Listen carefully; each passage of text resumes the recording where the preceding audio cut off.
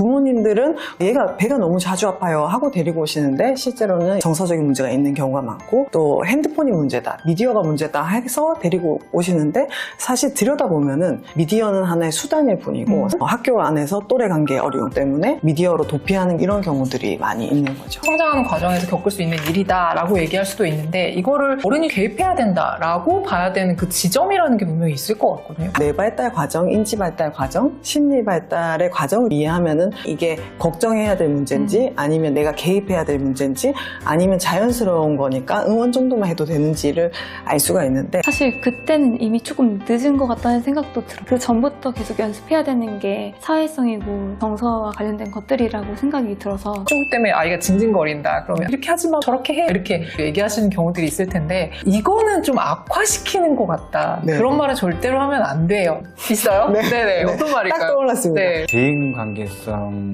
사회성이든 친구관계 좋은 아이들을 보면 제가 알아본 공통점 중에 하나는 어릴 때 실감나게 많이 읽어주셨던 분들의 아이랑 해주셨던 아이들이 잘하는 게 하나쯤은 있어야지 버티는 힘이 생기는 것 같아요. 자기 효능감을 좀 키워줄 수 있도록 그게 꼭 공부가 아니더라도 운동이든 무엇이든 고학년 담임 입장에서 말씀을 드릴게요. 우리 아이랑 저는 쇼핑도 하고요, 같이 커피숍도 가고요, 이렇게 말씀을 하셔요. 너무 행복하시죠? 좀 이상해요.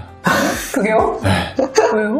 차라리 청소년 부모님하고 초등학교 부모님한테 말씀드리는 게 완전 다르거든요. 그러니까 초등학교 부모님들한테는 지금이 마지막이에요. 죄송합니다. 네. 저는 그 부모님들께 갑자기 막 화가 나가지고 일단 먼저 말씀을 드려야 될 것 같아요. 우리 아이가 잘해보기라도 했잖아요. 그러니까 그걸 고마워. 그걸 왜 내려온 다른 부모님들은 원래 못했는데 사춘기까지 와가지고 지금 힘들어 죽겠는데 우리 아이는 어떤 상황에 와도 멘탈이 강했으면 좋겠어. 사회성도 좋고 자존감도 높은 아이였으면 좋겠어. 그런 아이로 키우려면 부모가 어떤 역할을 해야 될지. 멘탈 하면 떠오르는 키워드는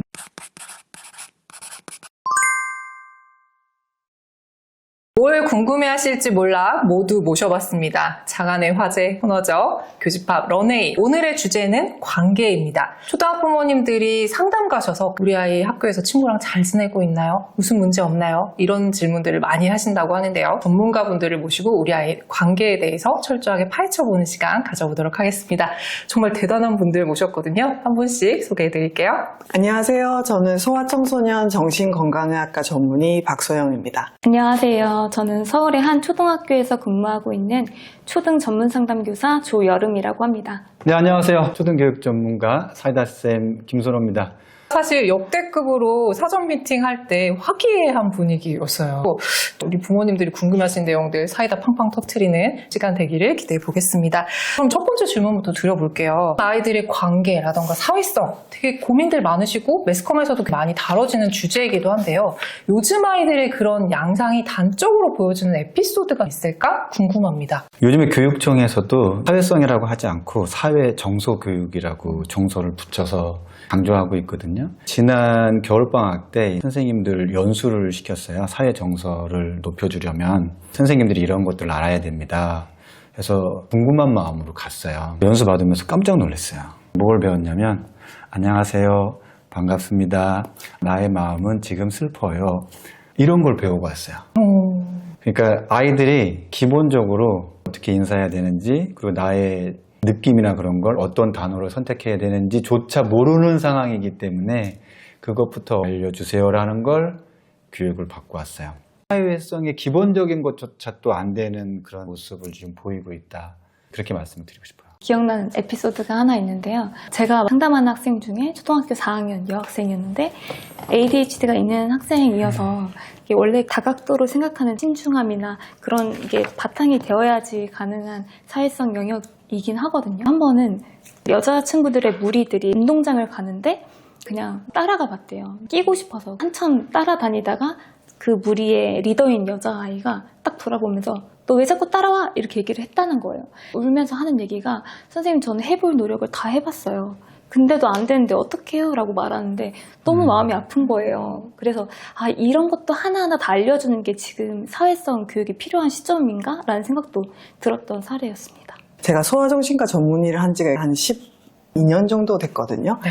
한 6, 7년 전쯤에 이렇게까지 됐나 하고 느꼈던 케이스가 하나 있었는데 초등학교 1학년 아이였거든요. 이 친구가 친구를 때린 거예요. 학교 폭력으로 가해 학생이 돼서 전학을 가게 됐어요. 강제로. 좋아하던 학교에서 못 다니고 다 친하던 친구들인데 같이 지내지 못하고 학교에서 자기가 잘못을 해서 쫓겨났다. 그래서 너무 슬프고 힘들어가지고 저를 만나게 됐는데 그때 느낀 게 정말 나이가 많이 어려졌구나. 초등학교 1학년 아이가 강제 전학까지? 이런 생각이 들었던 게 6, 7년 전이고 요즘에 점점 더 느끼는 거는 이제 진료실에 찾아오는 나이대가 점점 낮아져요. 어린이집 다니는 아이들 부모님도 사회성이 괜찮을까요? 질문을 하고 유치원 어린이집 부모님들도 사회성에 대한 고민을 합니다. 이게 정말 아이러니한 거죠. 부모님들과 사회는 사회성에 대한 고민은 점점 많아지는데 또 예전에는 안 배워도 알았던 것들을 네. 요즘에는 하나하나 다 알려줘야 되는 그런 상황이 된 게 굉장히 아이러니하다. 이게 요즘 제가 느끼는 특징인 것 같습니다. 근데 이게 학년군별로도 좀 다를 것 같아요. 말씀해 주신 네. 것처럼 연령은 낮아지고 있긴 한데 네. 저학년 학부모님들의 관계에 대한 고민과 중학년, 고학년 각각이 다를 것 같은데 어떻게 보세요? 1, 2학년 아이들은 뭐 자기중심적이라 하고 3, 4학년부터 무리 짓기 시작하고 5, 6학년에 사춘기 과정 그런 흐름 상태로는 가나 제가 봤을 때는 그냥 일반적인 이야기고 대부분의 문제는 아까 ADHD 말씀하셨고 분노 조절이 안 되는 아이라든지 아니면 우울이 높은 아이라든지 그런 아이들의 양태는 학년 구분 없이 동시다발적으로 나타나고 있다. 교실에서 보시는 모습은 그러시고요. 병원과 상담실에서는 조금 다르기도 한가요? 학년별로 나타나는 행동 양상은 좀 다르겠죠.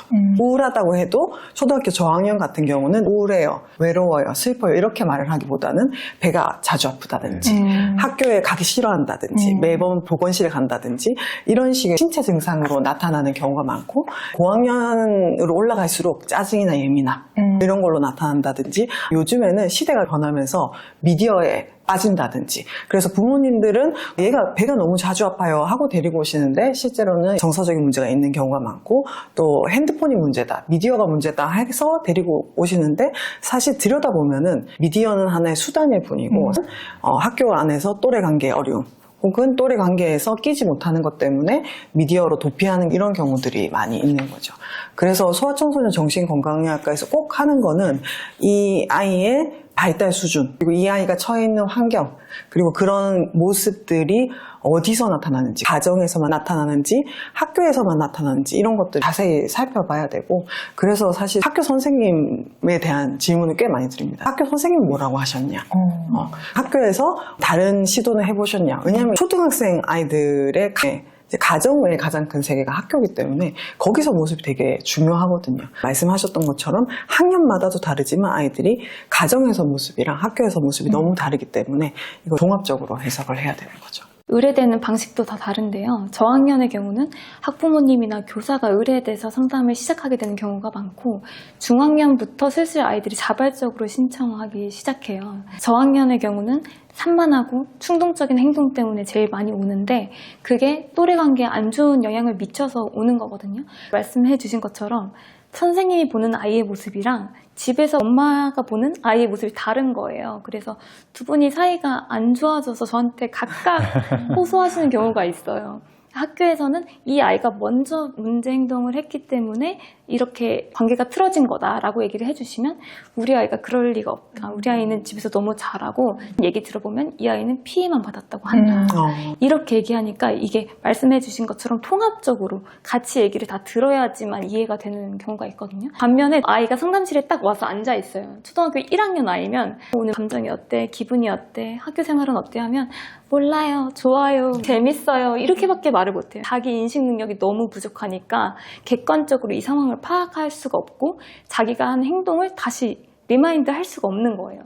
그럴 때 저학년 아이들이 사회성으로 문제가 생겨서 상담에 오는 경우가 있고요. 중학년부터는 슬슬 무리도 조금씩 생기고 하는데 되게 사소한 오해들, 저 친구가 내 인사를 안 받아줬다. 그래서 이 친구가 나를 계속 피하는 것 같다. 또는 이 친구가 나한테 자꾸 심부름을 시킨다. 이런 부분들이 커져서 문제가 되어서 상담으로 오는 경우가 있고요. 5, 6학년이 되면 아이들이 서로 눈치를 너무 많이 보는 것 같아요. 무리는 이미 다 형성이 되어 있고 무리 안에서 들어가기는 들어갔는데 나오고 싶어하는 애들도 있고 또는 끼지 못하는데 친구들한테 어떻게 껴야 되는지 계속 눈치만 보고 있는 그런 아이들이 있어서 5, 6학년은 조금 이미 3, 4학년 때부터 문제가 지속되어 있어서 심화되어 있어서 이런 내가 너무 싫다 또는 껴야 되는데 어떻게 해야 될지 모르겠다라고 하는 아이들이 많은 것 같습니다. 구체적으로 아이들이 사례로 들어가 봤으면 좋겠어요. 우리 아이들의 관계성을 보면 크게 대상이 나뉩니다. 첫 번째로는 친구들과의 관계가 가장 클 거고요.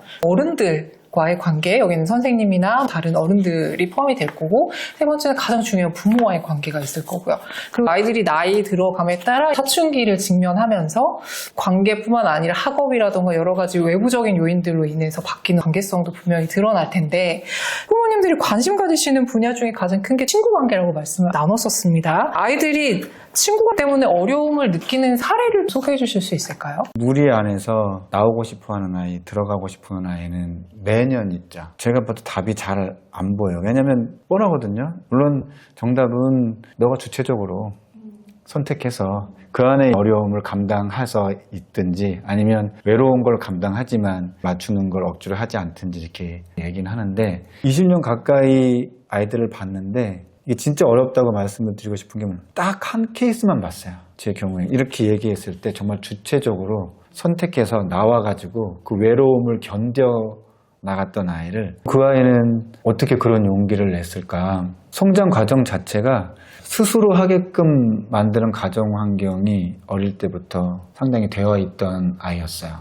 좀 먼 거리였는데도 지하철 타고 혼자 통학하고 그런 과정 안에서 많은 결정들을 혼자 해왔던 그게 좀 누적된 게 도움이 됐었지 않은가 싶어요. 그 사례가 특이한 케이스고 그나마도 양쪽 상황에서 고민을 유지해 가면서 극단적으로 치닫지만 않아도 참 다행이다 그런 말씀을 드리고 싶어요. 무리라는 거는 우리가 성장하던 시기에도 분명히 있었을 거예요. 그죠? 우리가도 경험을 하고 성장하는 과정에서 겪을 수 있는 일이다라고 얘기할 수도 있는데 이거를 문제 상황이다라고 어른이 개입해야 된다라고 봐야 되는 그 지점이라는 게 분명히 있을 것 같거든요. 그냥 아이들끼리 자연스러운 현상이니까 이겨내야 돼. 이걸 넘어서서 부모든 아니면 이렇게 선생님들을 만나서 해결해야 되는 상황 어떤 경우일까요? 아이들은 항상 고민이 있어요, 친구 사이에서. 쟤 어떻게 하든 말든 난 내 멋대로. 이게 오히려 더 사회적 관계에서 어려움이 있을 수 있는데 부모님 입장에서는 걱정이 더 많아지시는 것 같은데 이게 뇌 발달 과정, 인지 발달 과정, 심리 발달의 과정을 이해하면은 이게 걱정해야 될 문제인지 아니면 내가 개입해야 될 문제인지 아니면 자연스러운 거니까 응원 정도만 해도 되는지를 알 수가 있는데 우선 초등학교 저학년 때는 거의 유치원의 연장선상이기 때문에 세상을 보는 시야도 좁고 그래서 대부분의 아이들이 인기 있는 한 아이를 중심으로 모이게 되죠. 그래서 엄마 아빠 입장에서는 쟤는 왜 쟤만 쫓아다닐까? 그리고 뭐 왜 자기가 좋아하지도 않는 거를 쟤를 좋아하면서 따라할까? 그러면서 어떤 부모님이 저한테 아이가 가스라이팅 당하는 것 같아.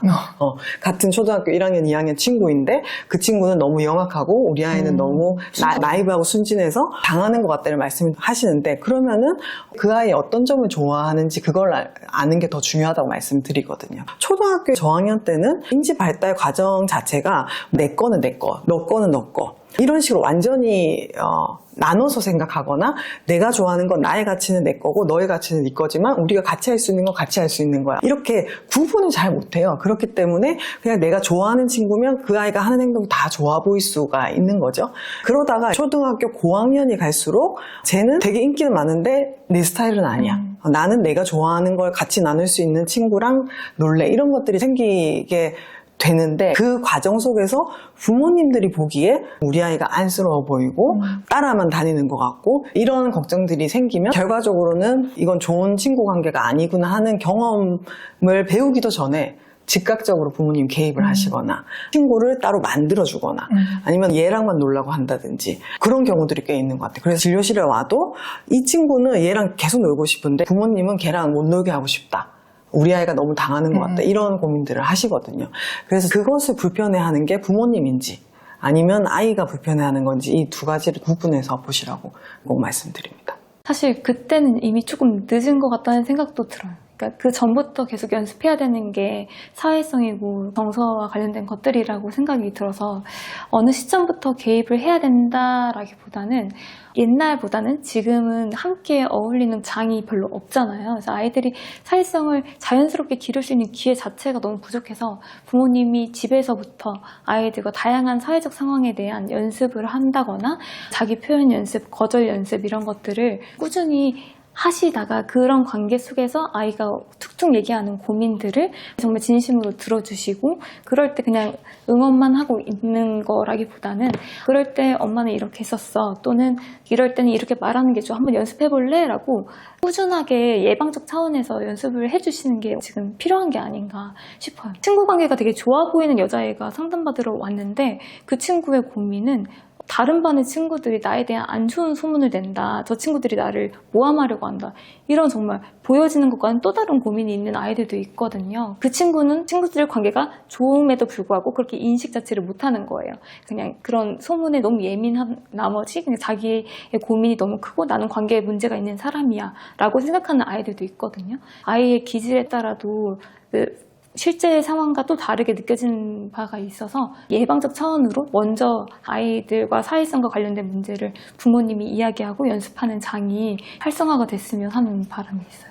단위 입장에서도 사실 개입 시기 여부가 되게 고민이거든요. 힘들다고 말하는 그 순간부터 개입이 들어갈지 아니면 바라보다가 시간 주고 견디게 한 다음에 할지 또 학부모님들도 물어보시기도 하고 부모님들께 말씀드리고 싶은 거는 아이마다 발달 과정이 있어도 우리 아이가 어느 수준까지 견딜 수 있는지 없는지는 또 스트레스 저항력도 다 다르고 그래서 들은 얘기만 가지고 적용하시지 말고 학교에서도 정말 별것도 아닌데 제가 개입할 때가 있어요. 그럼 다른 아이들이 보기에는 선생님이 그 아이를 너무 감싸는 것처럼 보일 수 있어요. 근데 제가 판단하기에는 쟤는 저기서 한마디만 더 들으면 정말 마음이 힘들어지고 주눅 들고 어려워질 걸 알기 때문에 그 기준보다 낮춰서 들어가기도 하고 어떤 아이는 그건 너가 졸업할 때까지 그냥 알아서 해 라고 남겨두는 경우도 있어요. 그러면 다른 친구들은 너무 힘들 것 같은데요 하는데 아니야 선생님 보기에 저 정도면 고등학교 때까지 끄떡없어. 제 마음속으로는 그런 과정이죠. 그러려면 보호자분들이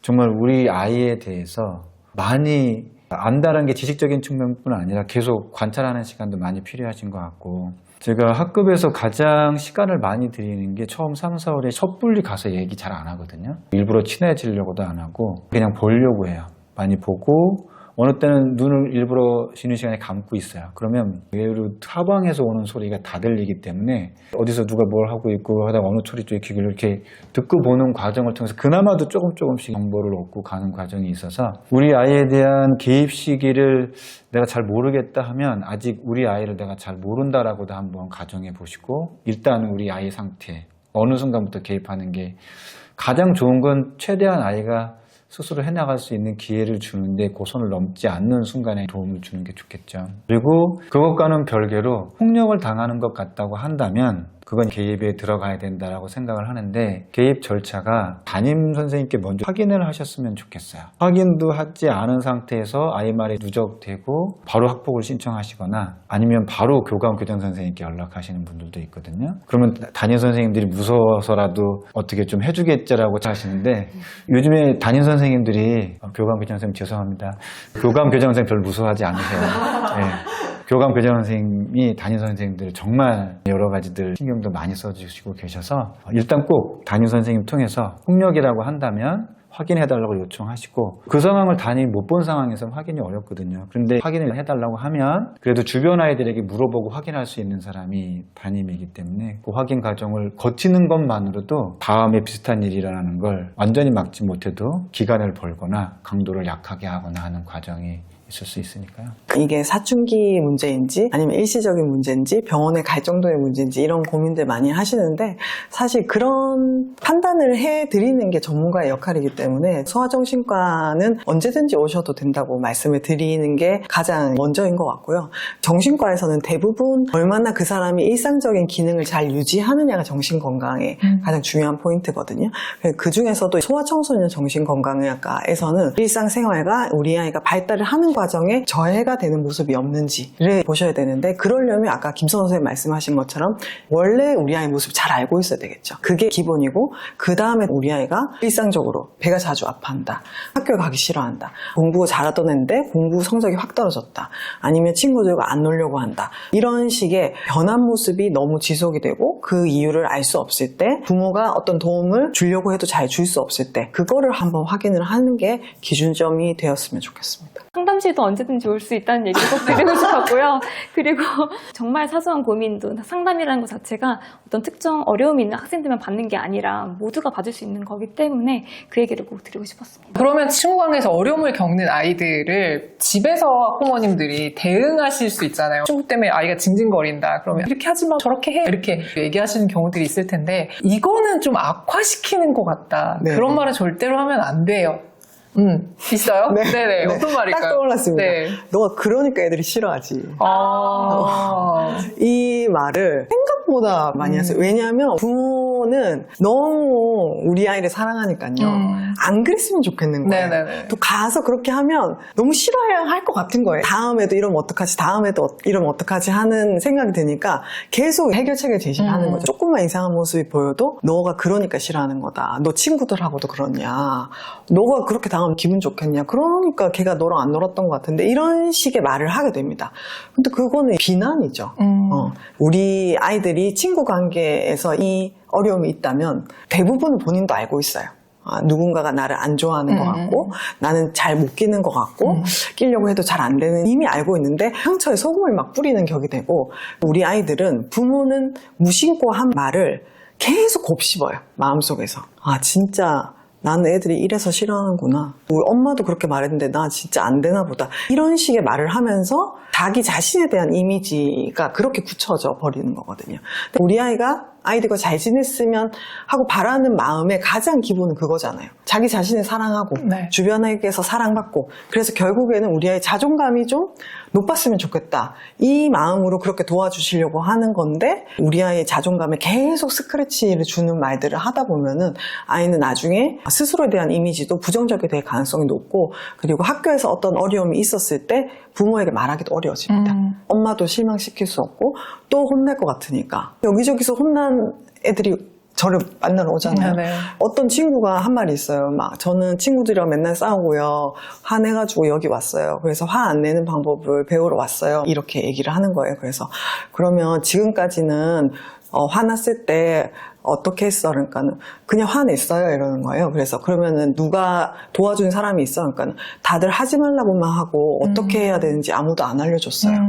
정말 이렇게 얘기를 했습니다. 우리가 아이들한테 해줘야 될 거는 어떻게 좋은 방법으로 자기의 감정을 표현하는지를 도와주고 교육하는 거지, 이 아이를 비난하거나 망신을 주는 건 아니니까 그런 말씀은 안 하셨으면 좋겠습니다. 어머님이나 아버님께서 오히려 한 발자국 더 나아가시는 분들도 하면 안 되는 행동 중에 하나인 것 같은데, 아이의 문제를 어머님의 감정이 전이 돼서 이제 어른성이 되는. 네, 그 아이에 대해서 같이 욕을 한다거나 아니면 친구 해줄까 이런 말을 한다거나, 그런 것들은 조심해야 하는 말인 것 같아요. 오히려 그런 것보다 아이가 이 상황을 잘 견딜 수 있거나 아니면 나의 어떤 힘든 정도를 스스로 파악할 수 있도록 척도 질문이라고 하는데, 지금 너가 힘든 마음이 뭐 1에서 10점까지 정도면 어느 정도로 힘든지, 엄마는 너가 이 정도 됐을 때 도와줄 수 있을 것 같은데 지금 엄마가 도와줘야 되는 상황이야? 이런 식으로 아이가 내 감정을 스스로 돌아볼 수 있도록 도와주는 게 필요할 것 같습니다. 그나마도 지금 말씀을 하신 사례들은 착한 것 같아요. 일단 선생님이든 엄마 아빠한테든 얘기하는 거잖아요. 친구 때문에 이러이러한 점이 힘들다고. 근데 거기에 대한 대응을 이제 잘못할 수도 있기 때문에 말씀을 드린 것 같고, 저처럼 6학년 아이들을 오래 맡아보면 대부분의 어머님들이 오셔서 서운하다고 하셔요. 이야기는 딴 데서 들은 거죠. 지금 무슨 일이 있어서 싸움이 있었다는데 정작 부모님은 모르시고, 우리 아이는 힘들 것 같다는데 얘기를 안 해주고, 그러면 저한테 묻거나 이제 그 과정을 서운하다고 저한테 얘기를 하시죠. 그럼 저는 어머님의 서운함까지 받아들여지진 않습니다. 아이만 얘기해 주십시오. 그렇게 하고 넘어가서 아이 냉정하시네요, 되게. 아이들 20명 보기도 바쁩니다. 부모님의 감정까지 저기 해드릴 수는 없고, 제가 당부드리고 싶은 건 아이가 학교에서 문제 있는 것 같은데 말을 안 하면 좀 냅둬 주셨으면 좋겠어요. 그러니까 고학년의 기준으로. 그걸 자꾸 물어가지고 아이는 그거 끄집어내기 싫은데 또 뭐 끄집어내서 얘기하고, 그러다 보면 또 짜증내는 듯이 얘기하고 뭐 또 다른 서운함이 오고, 그래서 아이가 어머님이 어제 듣긴 했으나 학원 가던가 안 빠지고 학교에서 아프다고 해서 보건실 가지 않고 숙제하기 싫은데도 그냥 억지로도 일단 일상생활을 유지해 나간다. 그러면 아이한테 친구 관계 그냥 묻지를 마셔라. 예. 그 정도만으로도 훌륭하고, 그리고 일반적인 관계에서 대인 관계성, 뭐 사회성에도 친구 관계 좋은 아이들을 보면 그 아이들은 어떤 모습 안에서 그런 모습을 보일까 무척 궁금하잖아요. 이렇게 아셨으면 좋겠어요.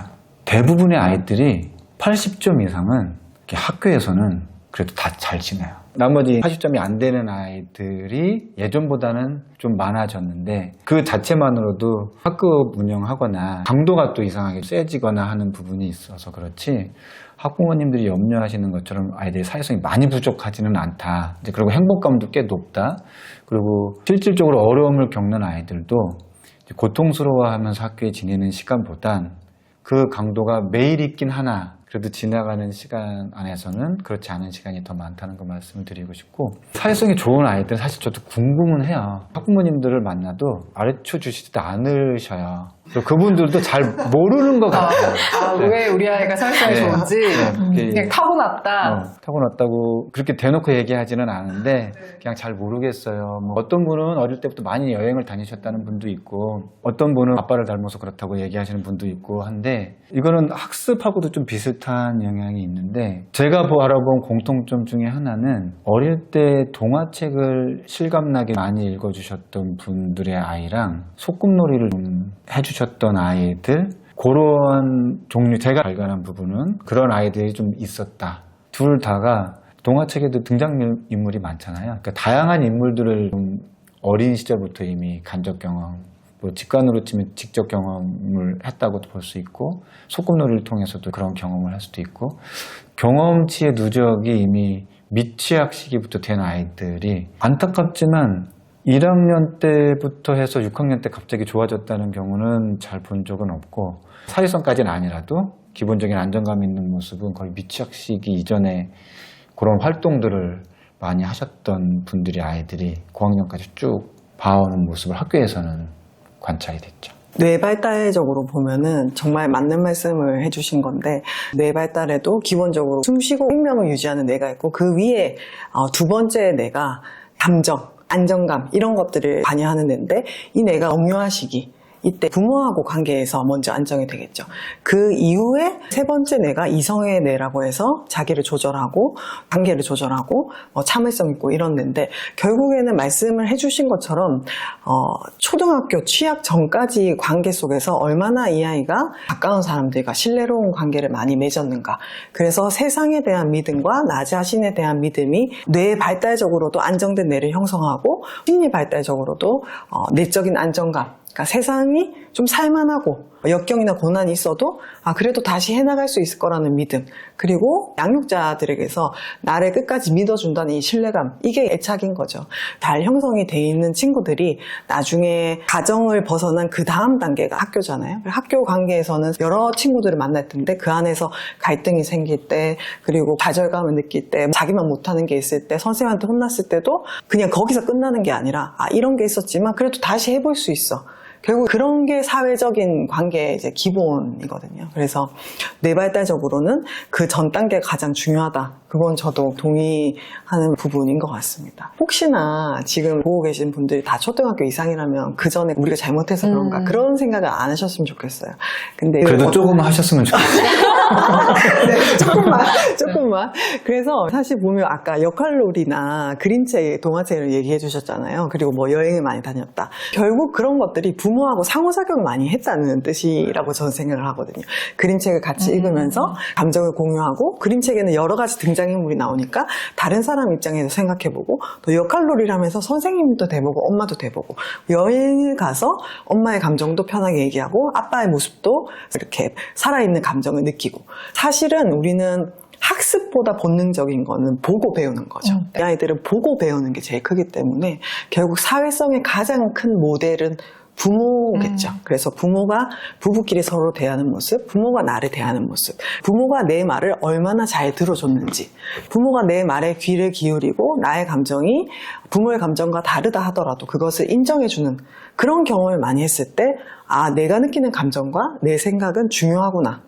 그래서 이 아이들은 나중에도 자기 주장을 잘할 수가 있게 되겠죠. 그리고 거절을 당했을 때도 지금 이게 거절당한 거지 내가 거절당한 것은 아니다. 이런 자존감을 지킬 수가 있는데 부모-자녀 관계에서 부모는 아이가 본인의 말에 100% 수능적인 길을 원해서 그렇게 키웠는데 밖에 나가서는 너 주장을 해라. 친구한테 끌려다니지 마라. 이거는 안 되는 거죠. 6, 7년간을 그렇게 살았는데 네. 갑자기 밖에 나간다고 해서 다른 친구들한테는 잘할 수는 없거든요. 그래서 그 전까지 뿐만 아니라 초등학교 저학년 그리고 사실 사춘기가 와도 대화를 할 수 있는 부모라면 계속 관계를 잘 맺어갈 수가 있거든요. 그래서 가장 첫 번째 사회성 부모하고의 관계라고 생각을 합니다. 부모님이 아이들의 사회성을 위해서 해주시면 좋을 것이 생각이 나서 말씀을 드리면 아이들과 실패에 대처하는 방법을 많이 연습하시면 좋을 것 같아요. 학교에 오면 수많은 실패를 겪고 비교도 당하고 좌절감을 느끼는데 그럴 때마다 잘 회복하거나 이 상황을 자기와 동일시하지 않는 아이들이 대인관계에서도 거절을 당한 상황에 일하거나 자기가 조금 소외당하거나 그럴 때도 금방 다시 일어나고 나와 다른 생각을 가진 친구들도 잘 이해하는 그런 성격이 되는 것 같더라고요. 그래서 부모님이 실패에 잘 대처하는 회복 탄력성도 길러주시면 좋을 것 같고 또 아이들이 잘하는 게 하나쯤은 있어야지 버티는 힘이 생기는 것 같아요. 그래서 자기 효능감을 좀 키워줄 수 있도록 그게 꼭 공부가 아니더라도 운동이든 무엇이든 아이들이 나는 그래도 이거 하나는 잘해 라는 감각을 가질 수 있도록 도와주시면 좋을 것 같습니다. 그럼 저희 자연스럽게 부모님과 우리 아이와의 관계 얘기로 넘어가 보도록 하겠습니다. 아까 전에도 말씀하셨지만 부모와의 관계를 어떻게 맺어가야 되는지 그냥 부모가 좋은 사람이어야 된다. 이거는 아닌 것 같거든요. 그럼 부모와 아이 간에 좋은 관계를 맺어가기 위해서 부단히 노력을 하셔야 될 것 같은데 우리가 배울 수 있는 관점에서 어떤 것들을 조언 주고 싶으신지가 궁금하네요. 제가 소아정신과 전문의를 하면서 부모 교육도 해오고 있고 유튜브를 하고 있는데 유튜브를 한 지 한 6년 정도 됐거든요. 사실 요즘에는 부모님들이 이렇게까지 알 필요가 있나? 하는 생각을 하고 있습니다. 부모님들이 너무 많이 알고 계시다 보니까 오히려 자연스러운 부모 역할이 안 되시는 경우가 있어요. 근데 시대가 다 각자가 키우고 다른 집 어떻게 키우는지 모르고 형제 자매도 없는 경우도 많고 옆집에 누가 사는지도 모르기 때문에 오롯이 우리 아이를 내가 키워야 되기 때문에 부모님들이 기본적인 공부를 하셔야 되는 거는 맞아요. 근데 너무나 많은 지식이 들어오다 보면은 그냥 내가 우리 아이를 사랑하는 마음 그거 하나만으로 자연스럽게 할 수 있는 것들도 너무 많이 고민을 하게 되신단 말이에요. 저는 진료실에 오면 아이하고 부모님하고 상호작용도 이제 관찰을 하는데 아이가 한 4살, 5살 됐는데 칭찬을 전혀 안 하시는 거예요. 그래가지고 그런 얘기를 나중에 따로 나눴더니 어디서 봤는데 잘못된 칭찬하면 별로 안 좋다. 그래서 칭찬도 좋은 칭찬을 해야 된다. 그런 마음이 드니까 입이 안 떨어지셨다는 망설이시는 거예요. 거예요. 그런 것들이 오히려 요즘 부모님들한테는 그냥 자연스럽게 해도 된다. 그래서 진료실에서 요즘 그냥 어머니 마음대로 키우세요. 라는 말도 꽤 많이 하는 것 같아요. 당연히 중요한 부분이나 진단과 약물에 관한 부분 이런 거는 전문 지식을 알려드려야 되지만 우리 아이가 ADHD가 있다고 해서 혹은 우리 아이가 틱이 있다고 해서 우리 아이가 불안하다고 해서 이건 해도 될까요? 저건 해도 될까요? 이걸 하면 안 될까요? 저걸 해도 안 될까요? 모든 거를 너무 이렇게 100점짜리 답을 고르려고 하면은 오히려 부모 역할을 잃어버리게 되고 우리 아이를 그냥 내가 사랑하는 내 아이 로 보는 게 아니라 웩슬러 몇 점인 아이, 사회 정서 지능은 떨어진 아이 이런 식으로 아이를 분절되게 보는 경향이 있는 것 같거든요. 그럼 하나의 아이디어만 가지고 아이를 키운다. 그러면 뭐가 될까요? 그러면 정서죠. 정서. 네, 정서. 나하고 마음이 얼마나 연결되어 있는가. 연결되어 있는가. 네. 그래서 우리 아이가 행복한 걸 나도 행복하다 느낄 수 있고 우리 아이가 뭔가 속상할 때 얘가 그렇게 속상할 수 있겠다는 이해도가 될 때 그런 게 가장 중요하지 않을까 싶어요. 그것만 되면 나머지는 자유롭게 하셔도 돼요. 그때 맞춰서 해야죠. 평범한 보통의 부모님이고 평범한 보통의 아이들이라면 그러면서 학교 선생님 얘기도 들어보고 그럴 수 있겠다. 거기서 또 힌트를 얻고 학원 선생님 얘기도 들어보고 그럴 수 있겠다. 다른 친구 엄마 얘기도 들어보고 그럴 수 있겠다 할 수가 있어요. 근데 코너가 없으면 정보만 너무 많으면 이 얘기 들으면 이 말 같고 저 얘기 들으면 저 말 같고 인터넷으로 보면 또 이 말 같고 막 흔들리시거든요. 그러면은 부모로서의 기본 역할이 많이 흐트러지는 것 같아요.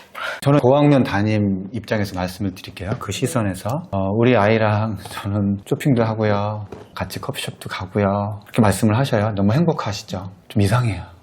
그게요? 네. 왜요? 차라리 제가 예전부터 잘못을 했고요. 그래서 지금 이렇게 어려운 것 같고요. 어떻게 하면 좋을까요? 그럼 말씀을 드리죠. 늦으셨네요. 어차피 어렵습니다. 그리고 그때 하셨어야지. 지금 뭐 소용없습니다. 라고 말씀드린 게 저는 더 일반적이라고 말씀을 드리고 싶어요. 고학년 입장에서 보면 아이들 정말 죄송한 말씀인데 엄마 아빠에 대해서 정말 관심이 없어요. 오로지 관심은 친구 아니면 성적은 어쩔 수 없으니까 학습 때문에 스트레스를 많이 받지만 반짝이 누구냐? 어제도 우리 반에 여학생이 남학생한테 고백을 해가지고 지금 반이 난리가 나서 이제 커플 3호가 탄생이 됐는데 이제 그거 하나만으로 열광의 도가니지 내가 지금부터 우리 엄마랑 관계를 잘해가지고 뭐 어떻게 하자는 관심이 없어요. 그래서 우리 아이랑 친하게 무언가를 하시려고 하시지 않으셨으면 좋겠어요. 네, 엄마도 나가서 친구 만드시고 각자 친구 만들어서 친구 관계들 배우는 것도 바빠 죽겠는데 거기에 엄마 아빠가 자꾸 바지끄러기 잡아당기듯이 나 좀 봐달라고 하는 게 제가 보기에 대부분의 아이들의 모습이에요. 아까 말씀드린 대로 어머님은 자랑스럽게 말씀하셔요. 6학년 남학생 아이인데 저녁에 산책할 때 같이 손을 잡고 걷는데요. 너무 행복하게 말씀을 듣는데 제가 생각하기에는 어떡하지? 정말 큰일인데? 그 아이는 분명 자기가 엄마랑 손잡고 산책한다는 걸 축구 같이 하는 아이들이 알면 큰일 나는 일인 거예요. 제가 생각하는 건강한 관계는 이미 이 친구랑 나랑은 좀 거리감이 있어서 용돈도 좀 줘야 되고 힘들다 그러면 얘기는 들어줘야 되고 진로할 때 신경 써줘야 되고 그 정도의 거리감이 있지 애정적인 관계 안에서는 거의 없어도 된다라는 없다고 하면 극단적일 수 있고 그냥 나는 사랑하는 마음은 있으나 우리 아이가 내가 너를 사랑하는 것만큼 아이도 그런 감정을 느끼기는 바라지 않으시는 정도의 거리감이 건강하다고 보시는 거죠. 그렇게 생각할 수 있는 게 건강한 안정된 애착이 있기 때문인 네, 거죠. 맞아요. 우리 아이하고 내가 아무리 멀어져도 얘가 나에게 시시콜콜 말하지 않아도 그래도 얘하고 나하고는 연결되어 있다는 걸 부모가 이미 알고 있기 때문에 얘가 내 손을 안 잡아도 부모가 초조해하지 않는 거예요. 근데 초조해하면 애를 계속 감싸게 되고 얘가 독립을 해야 되는데 그거를 못하게 부모가 막는 꼴이 되는 거죠. 그래서 선생님 말씀하신 것처럼 청소년 부모님하고 초등학교 부모님한테 말씀드린 게 완전 다르거든요. 그러니까 초등학교 부모님들한테는 지금이 마지막이에요.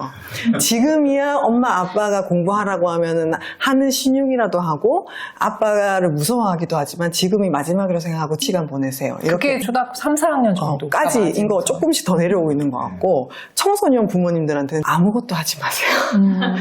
아무것도 안 하는 게 제일 힘들거든요. 청소년 부모님들은 계속 뭘 해야 될 것 같아요.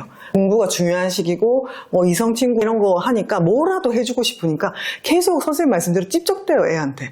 방문 하나 열어보고 뭐 그러면은 뭘 하는 순간 더 문제가 생기는 거예요. 그래서 청소년 부모님들한테는 제일 힘든 시기니까 좀 믿고 기다려줘라 이렇게 말씀을 드리죠. 그게 조금씩 내려오고 있는 것 같습니다. 지금 청소년 얘기도 나와서 여쭤보자면 우리 아이들 사춘기도 되게 중요한 과정이잖아요. 사춘기가 점점 내려가고 있다는 얘기들도 많이 하시는데 학교에서 경험하시는 거 그리고 가정에서 눈치채시는 거 이런 징후라는 게 있을까요? 보통은 뭐 말을 안 듣기 시작한다 아니면 짜증을 많이 낸다 뭐 이거 사춘기가 아닐까요? 라고 물어보시는데 저는 단순한 기준으로 가요. 사춘기가 생각사자에 봄춘자를 쓰거든요. 그러면 봄을 생각하는 시기잖아요. 봄이 뭐냐면 한자에서 비유적으로 성적인 걸 비유할 때 춘몽, 회춘 그런 거 할 때 춘자가 들어가요. 그래서 신체적으로 첫 생리를 시작하거나 남자아이들도 몽정을 시작하고 남학생, 여학생이 관심을 갖게 되면 일단은 신체적으로 그냥 사춘기라고 보시면 될 것 같고 그 과정에 덧붙여서 뭐 민감성도 나타나고 하는 것들은 외부적인 모습이고 신체적으로 어른이 될 준비가 된 상황이 되면 사춘기라고 보셔도 될 것 같아요. 요즘 아이들 몇 학년 정도에 드러나나요? 이미 3학년, 4학년 때 첫 생리하는 아이들은 오래됐죠. 심리 발달학적으로는 사춘기를 2차 분리 개별화 시기라고 부르거든요.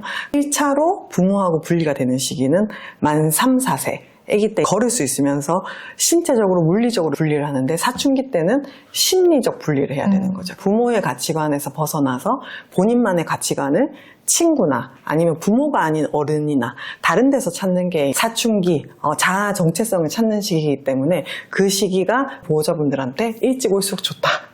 나중에 늦게 왔다가는 오히려 더 힘들 수 있다. 그렇게 말씀드립니다. 사춘기가 오는 걸 어떻게 구분하느냐. 저는 진료실에서 보면은 대기실에 아이들이 있잖아요. 너무 차이가 많이 나죠. 초등학교 아이들은 그래도 엄마 아빠를 찾아요. 근데 사춘기 애들은 전혀 관심이 없습니다. 아까 말씀하셨던 것처럼 엄마 옆에서 계속 말해도 아무것도 안 듣고 있어요.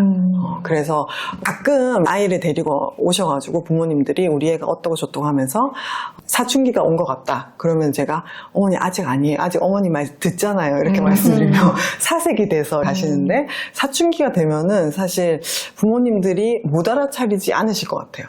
완전히 아이가 달라지니까. 저도 학교에서 보는 모습들을 생각해 보면 상담하러 오는 학생 중에 어느 시점부터 마스크를 빼지 않는 학생들이 있어요. 그럴 때 사춘기가 왔다고 생각하는데 심리학적으로도 얘기를 했을 때 사춘기의 특징 중에 하나가 상상적 청중, 다 나만 보고 있는 것 같고 내가 특별하게 막 느껴지고 그런 경우가 있거든요. 그래서 타인의 시선을 지나치게 의식한다거나 자기 자신에 대해서 꾸미기 시작한다거나 관심이 나에게로 온전히 집중되어 있는 그런 모습들이 사춘기의 신호들이라고 생각을 합니다. 이 사춘기를 내가 다뤄줘야 된다는 생각이 있으면은 이게 되게 길다 느끼는데 한 인간의 성장 과정으로 본다고 하면 저는 아직도 제가 사춘기 같거든요.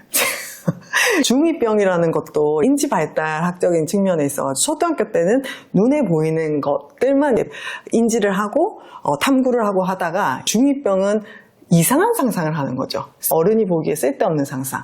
죽음이란 뭔가, 우리는 왜 사는가, 나는 우주의 티끌 같은 존재다. 그런 형이상학적인 생각을 하게 되는 게 부모가 느끼기에는 쓸데없는 생각을 한다고 하는데 추상적인 생각들, 그리고 내가 지금까지 배워왔던 흑백 논리에서 벗어나서 그레이 존이 있다는 거, 뭔가 나는 다를 것 같다는 그런 이제 추상적인 생각을 하게 되는 게 우리가 중2병이라고 부르거든요. 그리고 사춘기 자체는 약간 생물학적인 게 포함이 되는 거고. 근데 저는 이 전체 과정이 결국에는 이 아이가 하나의 성인으로 독립을 하는 과정이라고 보거든요. 근데 요즘에는 의대에서도 학교에 부모님이 전화를 해가지고 우리 아이가 아파서 시험을 못 봤는데 어떻게 해달라.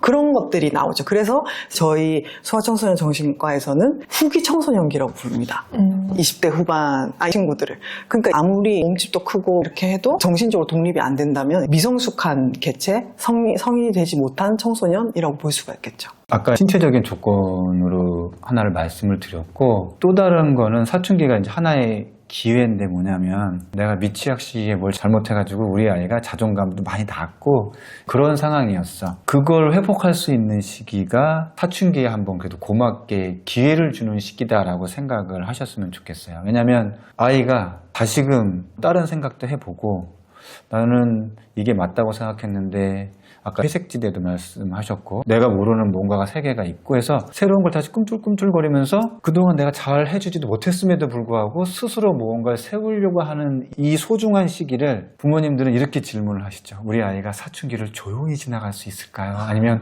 힘들게 지나갈 수 있을까요?에 관심을 가지시지 그 소중한 시기에 우리 아이가 그럼 그 상황에서 주체적으로 무언가를 세우는 걸 도와주게 할 수 있을까요에 대한 관심이 아니신 거죠. 물론 우리도 힘드니까 너가 덜 힘들게 해줬으면 좋겠다라는 의미에서는 알겠지만 그래서 마음의 준비라는 게 그래 내가 그동안 잘못했으나 사춘기만 와봐라. 뭔지는 잘 몰라도 일단 너가 고민하는 거 물어온다면 예전엔 적극적으로 안 했다면 적극적으로 해줄 마음도 있고 그 시기에 살짝 진로에 대한 것들을 아이들이 건드려요. 느닷없이 전혀 우리 아이랑 성향이 다른데 뭘 해보고 싶다거나 얘기하는 게 있어요. 그러면 그거는 지금 말고 라고 하시지 말고 그 시기에 그나마도 뭘 하고 싶다고 한두 가지 던지면 그것에 대해서 내가 한번 알아봐 주겠다라는 마음가짐, 그렇게 그 시기를 기다려주는 마음으로 오늘 어떡하지, 나 아무것도 모르는데 그냥 제발 빨리 잘만 지나갔으면 좋겠다라는 마음으로 기다리시지 마시고 새로운 기회가 한번 오는구나, 그런 마음이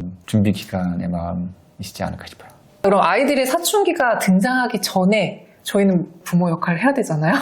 그 부모의 역할이 뭐가 제일 중요하다고 생각하시는지 듣고 싶어요. 부모님이 내가 어떤 행동을 해도 항상 내 편일 거라는 믿음이 되게 중요한 것 같아요. 아이들과 다양한 경험도 충분히 이미 하시고 계시겠지만 사춘기 되면 아이들은 과학적으로도 변형계가 굉장히 발달하는데 전두엽이 그만큼 따라오지를 못해서 감정적으로는 다양한 걸 느끼지만 그만큼 조절하는 능력은 부족해지는 시기잖아요.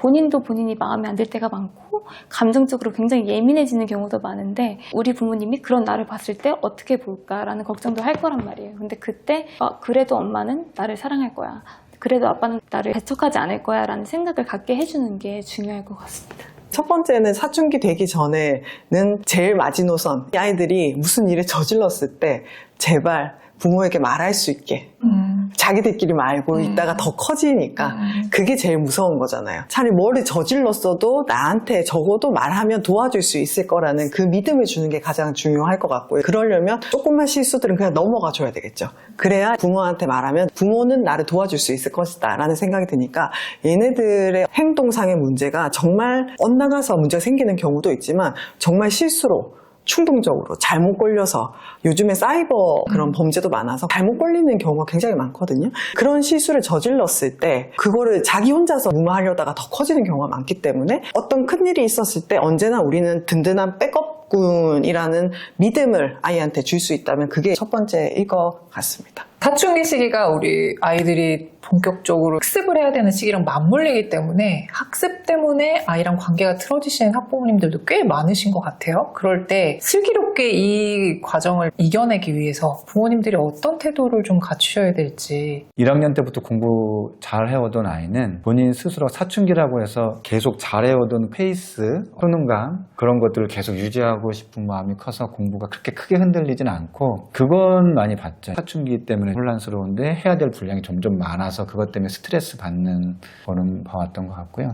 그때 학부모님들의 역할보다 감탄했던 건 본인이 여학생이었는데 공부도 엄청 잘했어요. 엄청 거의 최상이라고 하는 특목고에 가서 그 시기를 거쳤을 때 그 친구가 하는 방법이 되게 단순했어요. 친구 관계 때문에 힘들든 부모님 관계 때문에 힘들든 다시 공부로 돌아가는 데 길이 있잖아요. 혼란스러웠는데 아예 놓지 않고 돌아가는 루틴을 한 가지를 가지고 있더라고요.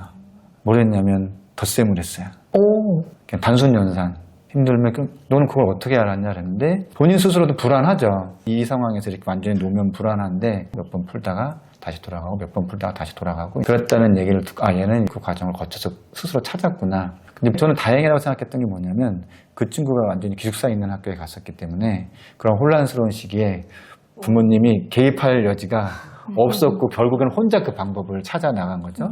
제가 이렇게 얘기하면 좀 걱정되는 게 또 갑자기 중고등학교 부모님이 연산책 사다가 너 혼란스럽냐 이거 돌려서 풀어라 이럴까 봐 걱정인데, 그러한 루틴을 아이들이 스스로 찾아 나가게끔, 사실 부모님이 할 수 있는 역할은 매우 힘들고 어렵다. 근데 아까 신뢰성도 계속 얘기하는데 사춘기 오기 전에 이 아이가 뭔가를 찾아 나가겠지 하는 신뢰감이 너무 중요합니다라고 계속 말씀해 주셨는데, 마치 이 시기를 놓치면 모든 걸 다 놓칠 거라는 불안감을 안고 계시지 말고, 그 제일 불안한 건 그 아이고, 제가 봐왔던 아이처럼 적어도 한때 공부를 잘해왔던 아이라면 그래도 공부하는 방법을 알고 그 루틴이나 뭔 걸 가지고 계속 그 방향으로 가고 싶어하는 욕망이나 욕구는 계속 가지고 있을 것이다. 시간은 얼마나 걸릴지 모르고 어떤 방식을 찾을지 모르나 그 아이들이 그런 방식으로 자기만의 루틴을 찾아가더라. 그런 말씀을 드리고 싶습니다. 네, 그래서 부모님 믿어주셔라. 네, 믿어주고 기다려주시고. 기숙사에 보내라. 네, 저는 진료실에 중고등학생들도 꽤 오는데 공부 잘하던 친구들이 요즘에 입시도 너무 많이 바뀌고 그러다 보니까 기숙사에 있다가 거기서 적응 못해서 자퇴를 하는 친구들도 있고 다양하게 계속 변하잖아요. 그러면은 아이들도 불안한데 부모님이 너무 멘붕이 오시는 거예요. 이렇게 잘하던 아이가 이러니까 어떻게 해야 되냐. 그리고 이 시기를 놓치면 안 된다는 생각 때문에 초조해지시는데, 말씀하신 것처럼 공부를 잘했던 애들이 그게 어딜 가질 않거든요. 두뇌 발달학적으로도 청소년기 이전까지 양적인 뇌 발달이 굉장히 많이 되기 때문에 그때까지 공부했던 게 잠시 스탑이 되지언정 이게 어디 가는 건 아니기 때문에 부모님이 지금 고1, 고3 제일 중요한 시기에 이러면 안 된다 해서 이 아이가 막 흔들리고 있는데 이걸 계속 주입하다 보면 거리는 멀어지거든요. 그래서 그냥 아이를 믿어준다 그렇게 말하면 그러면 아이를 믿고 언제까지 기다려줘야 되나요? 그러면 지금까지 해왔던 거 다 어떻게 되나요? 내후년 되면 또 바뀌지도 모르는데 빨리 이 기간 안에 빨리 끝내야 되고 그런 현실적인 생각들을 막 하신단 말이에요. 근데 부모님은 저 선생님 많이 내려놨어요. 그렇게 말씀을 하시는데 사실은 부모니까 내려놓기는 힘들죠. 그래서 말씀을 드리는 게 내려놓는다 생각하지 말고 지금 중요한 걸 선택하셔야 된다고 말씀드려요. 우리 아이가 지금까지 해온 게 있기 때문에 지금 잠깐 1, 2년 늦어진다고 해서 이 아이의 인생이 그렇게 망하지 않는다. 그거를 부모님이 먼저 믿고 있어야 우리 아이가 이 방황 속에서 제자리로 돌아올 수 있다고 말씀드리거든요. 그러면은 이 아이가 언젠가는 돌아올 거라는 거를 부모님이 믿고 있으면 이 아이가 아무리 방황을 해도 돌아올 자리가 있는 거예요. 이 청소년 시기에 부모님과 아이들이 제일 많이 부딪히게 되는 가장 기본적인 그 차이는 부모는 자기의 역할이 초등학생 부모처럼 되게 크다고, 영향 크다고 이제 과대평가를 하고, 또 청소년들은 부모들은 날 몰라. 아무것도 몰라. 부모는 없어도 난 할 수 있어. 부모의 역할을 과소평가하는 거죠. 하지만 여전히 청소년들이 되게 귀여워요, 애들이. 그래서 부모의 말이나 어른의 말을 한쪽으로는 듣고 있단 말이에요. 그래서 난 진짜 다 망한 것 같아. 공부 잘하던 친구들 사이에서 나는 혼자 해서 다 망했고 다시 돌아갈 수 없어. 이런 불안함이 있단 말이에요. 근데 그거를 지탱해 줄 사람이 부모님이기 때문에 부모님이 이 아이를 믿고 버티고 계시면은 얘네들이 방황을 하다가도 자기 자리를 찾아가게 됩니다. 그래서 저는 죄송합니다. 네. 저는 그 부모님들께 갑자기 막 화가 나가지고 일단 먼저 말씀을 드려야 될 것 같아요. 우리 아이가 잘해보기라도 했잖아요. 그러니까 그걸 그걸 왜 다른 부모님들은 원래 못했는데 사춘기까지 와가지고 지금 힘들어 죽겠는데 잠깐 공부 잘하다가 잠깐 사춘기 때문에 못한다고 그걸 못 내려놓겠다 그러면 대부분의 많은 학부모님들이 이제 막 이렇게 화가 나시죠. 이런 부모님도 있고 저런 부모님도 있으니까 이런 부모님들이 또 안 당해봤으니까 자식한테 너무 놀라시는 거예요. 그때 저는 아이들한테는 뭐라고 말을 해주면 선생님은 재수했어. 전 재수를 했거든요. 재수했다는 얘기도 해주고 저는 사실 의대를 들어갔는데 외국어 고등학교를 다녔어요.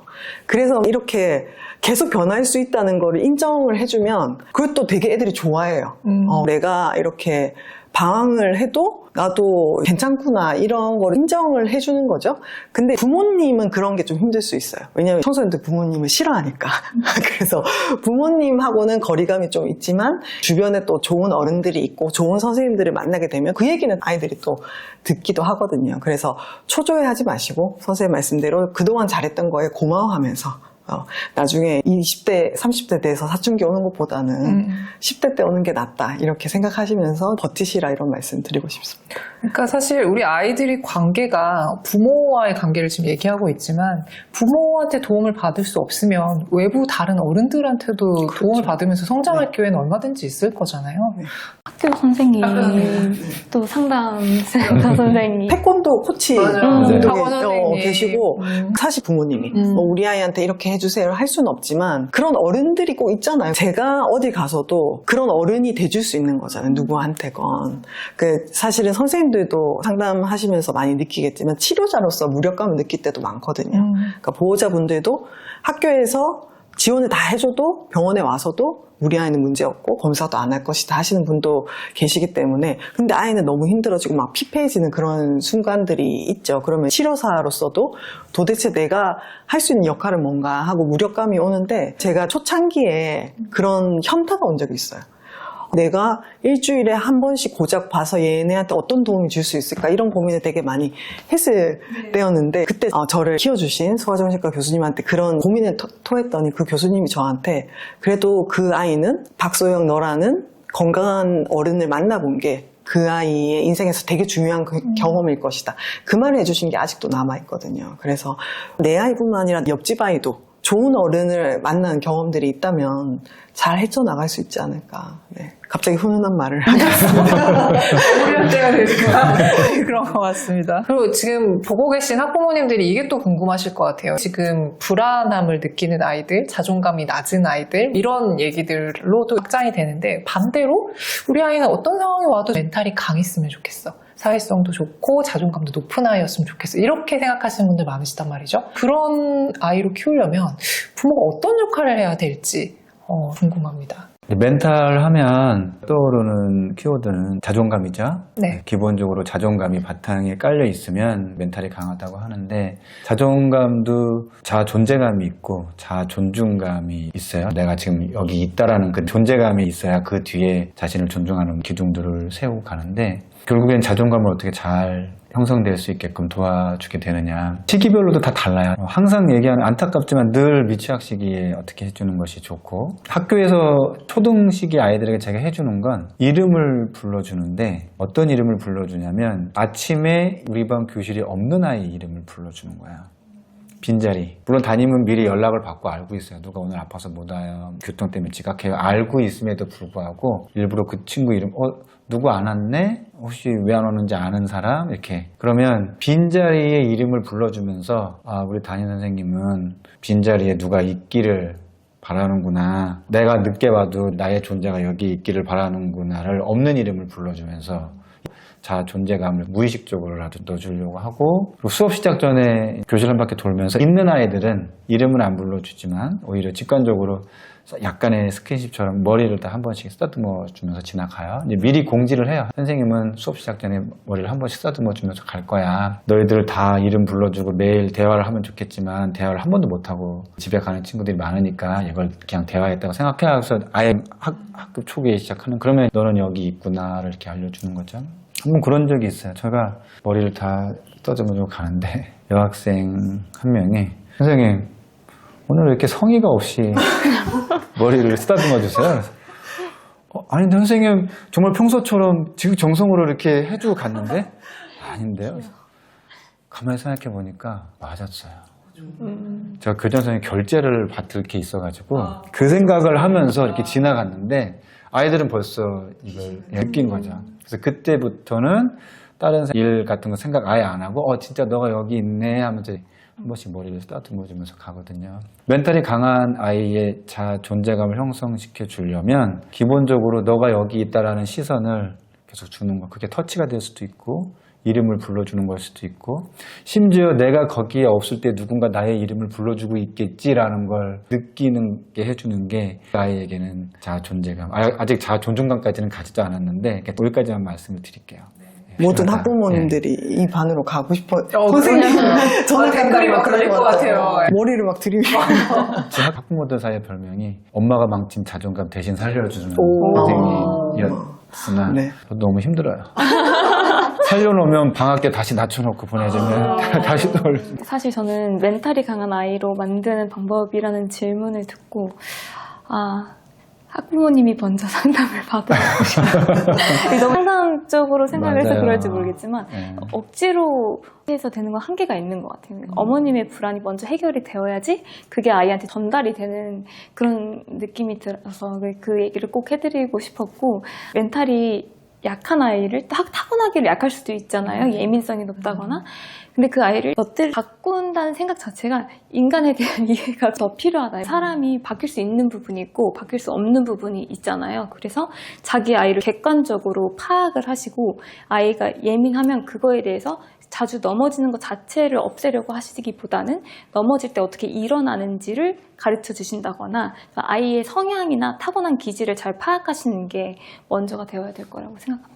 오늘 두 분 뵈니까 두 분은 완전히 아이들 편에 계신 분들 교육자들. 같아요. 네, 완전히 아이들 편에서 많이 지치시기도 하시고 같고 아이들 편에서 생각을 해주시는 그래서 정말 제가 다 든든한 그런 기분이 들어서 오늘 너무 좋았고 사실 진료실에서는 모두를 끌고 가야 되거든요. 아이 진료보고 나서 부모님이 진료오면 또 부모님들 사이에서도 이 차이가 커요. 엄마가 먼저 왔는데 아빠는 막 2달 뒤에 나타나시는 부모님도 계시면은 살살 이렇게 달래고 해가지고 같이 끌고 나가야 돼서 저는 부모님들 입장에서 함께 존재하는 거 너무 중요하다 생각들고 부모님부터 건강해야 된다는 것도 너무너무 중요한 건데 저도 요즘 부모인데 요즘 부모님들은 멘탈까지 챙겨야 되는 거예요. 할 게 너무 많아. 그렇죠. 우리 때는 그냥 잘 먹이고 이렇게 살만 찌우면 됐는데 요즘에 살도 너무 찌우면 안 되고 드림렌즈도 깨야 되고 학원도 미리 알아보지 않으면 못 보내고 그러니까 모든 게 부모의 책임이 된 시대란 말이에요. 예전에는 엄친 딸 정도 그러니까 건너 아는 누군가 정도였는데 요즘에는 SNS에서 미국에서 공부 가르치고 뭐 호주에서 자연과 함께 키우는 아이들까지도 비교를 해야 된단 말이에요. 그러니까 우리 부모님들이 너무 많은 프레셔를 받고 있다고 생각을 해요. 그러니까 모든 걸 다 육각형 아이를 키워야 되는 거죠. 심지어 예전에는 가수는 얼굴만 예뻐야 됐는데 요즘에 아이돌은 인성도 좋아야 되잖아요. 맞아요.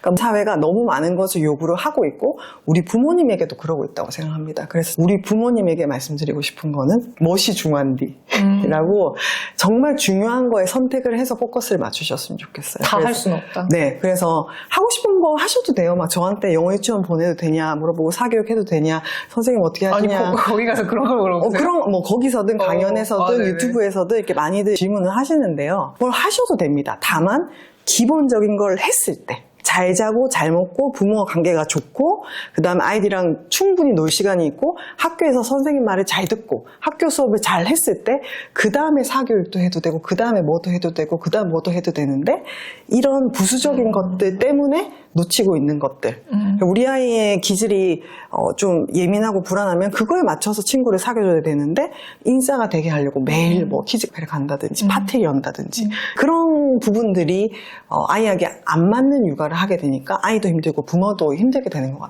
같거든요. 그래서 저는 부모님에게 선택과 집중, 우리 아이에게 맞는 육아를 하시는 게 좋겠다 이런 말씀 드리고 싶습니다. 그래야 아이가 건강한 아이로 네. 성장할 수 있다. 그리고 부모도 건강할 수 있고 저도 부모님 편입니다. 저는 갑자기 얘기 들으면서 그러면 저는 좀 멀리 하겠습니다.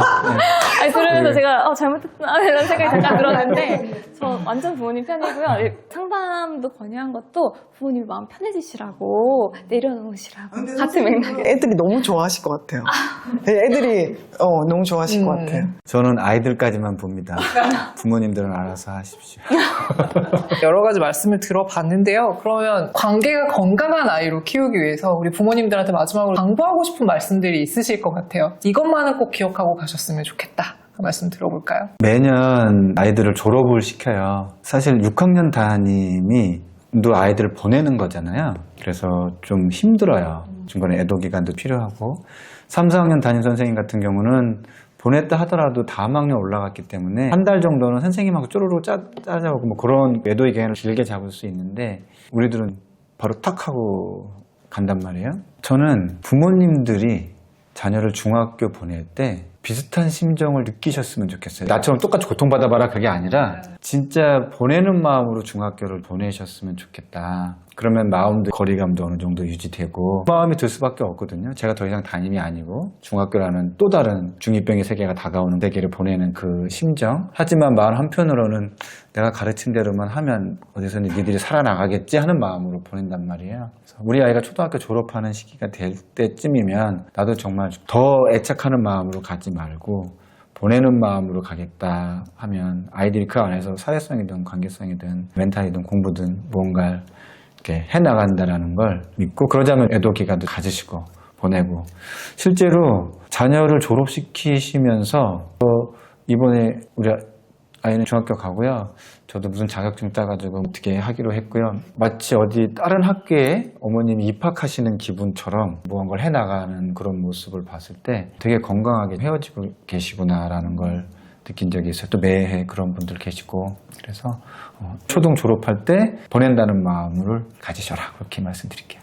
저는 아이들과 부모의 관계가 다른 사람과 맺는 인간관계랑 별반 다르지 않다고 생각을 해요. 사실 저희가 사람을 만날 때 이 사람이 정말 진심으로 대하는지 아니면 그냥 나에게 좋은 것만 얻어가는지를 느껴지잖아요. 말하지 않아도. 그런 것처럼 아이들에게 그 진심으로 좋은 관계를 맺고 어떨 때는 어른으로서 단호하게 교육도 하시는데 그게 너를 위한 것임을 충분히 진심이 전달되게 해주시고 계실 거라고 생각하고 그렇게 하시는 것 자체가 아이들이 건강한 아이들로 클 수 있다는 그런 믿음을 주고 또 그런 기술을 배울 수 있는 연습의 장이 될 거라고 생각을 해요. 그래서 아까 원장님 얘기 듣고 사실 어머님, 아버님께 뭔가를 더 하라는 얘기를 생각이 자꾸 드는데 그러니까 아이들에게 그 보여주시는 그 진심만으로도 충분히 아이들이 좋은 관계를 맺을 수 있고 그리고 그 기술과 태도와 마음을 부모와의 눈빛과 태도 속에서 다 배울 수 있다고 생각합니다. 그래도 어려우시면 상담실 또는 병원 또는 주변에 좋은 어른들께 좀 한번 상의해 보시면 좋을 것 같습니다. 저는 소아정신과 전문의를 하고 나서 아이를 임신하고 출산하고 지금 키우고 있는데 그런 생각을 항상 하는 것 같아요. 20년 뒤에 이 아이가 성인이 됐을 때 나는 이 아이와 어떤 관계를 맺고 싶은가 그런 상상을 해보시면서 아이를 바라보고 키우셨으면 좋겠어요. 그러면 결국에는 이 아이는 남의 그죠. 남의 와이프. 남의 와이프? 네.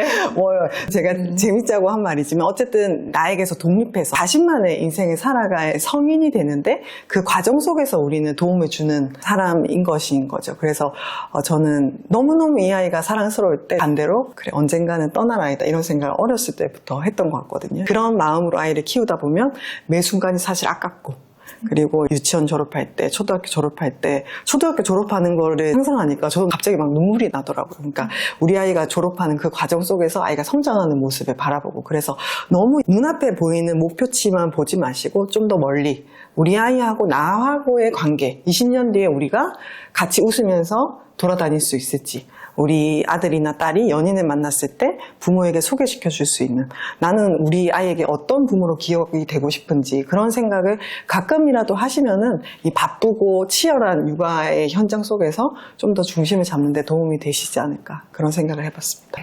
오늘 세 분이 정말 어디서도 듣지 못하는 귀중한 말씀들을 해주셨습니다. 보시는 분들이 와 저런 생각을 하고 우리 아이를 키워야겠구나 이런 생각을 하셨을 것 같고 저도 들으면서 감격스러운 장면들이 순간순간 있었는데요. 이렇게 런웨이는 한 주제에 대해서 다양한 분들의 목소리를 듣는 그리고 여러분들이 뭘 궁금해하실지 몰라서 다양하게 준비하는 그런 코너입니다. 앞으로도 관심 많이 가져주시고요.